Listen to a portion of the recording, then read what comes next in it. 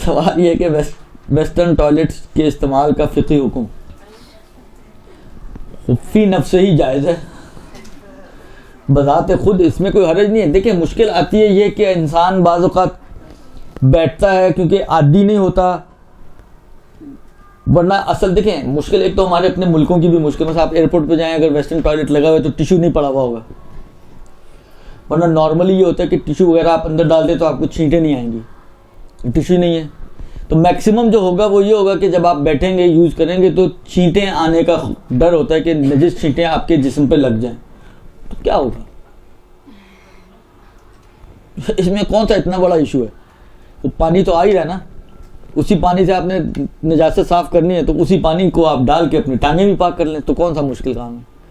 तो कोई इतना बड़ा इशू नहीं है। इसको पता नहीं क्यों इशू ज़्यादा बनाते हैं, लेकिन अगर गौर से देखें तो कोई इतना बड़ा इशू नहीं है। मैक्सिमम टांगों का कुछ हिस्सा आपका नजीस होगा, पूरी टांगें भी नजीस नहीं होंगी, और वो भी उन सूरतों में कि जब टिश्यू वगैरह या इस टाइप की कोई चीज़ मौजूद ना हो कि जिसकी वजह से छींटें ना आएँ। छींटें आएंगी तो आपके बदन के कुछ हिस्से को नजीस करेंगी, उसको आप पाक कर लें, ख़त्म कहानी। वैसे अगर चलते फिरते आपका बदन नजीस हो जाए तो क्या करते हैं? परेशान होते हैं? कोई परेशानी नहीं होती, पानी से उसको पाक कर लेते हैं। हाथ में से हाथ नजीस हो गया, फ़र्ज़ करें बच्चे ने पेशाब कर दिया, लीक हो गया बच्चा, तो क्या करते हैं आप? 2 दफ़ा पानी के नीचे से निकाला, आपका बदन पाक हो गया। आप उसी बदन के साथ नमाज भी पढ़ते हैं ना, तो कोई मुश्किल नहीं होती, इसमें भी कोई इतनी बड़ी मुश्किल नहीं है। सिर्फ मैक्सिमम मैंने कहा ना कि बदन का कुछ हिस्सा नजीस होगा, अगर हुआ तो उसको आप पानी से पाक कर लें।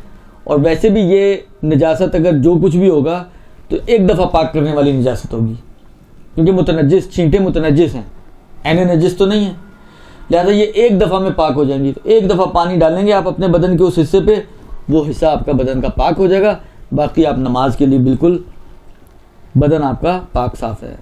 برحمتك يا أرحم الراحمين وصلى الله على محمد وآله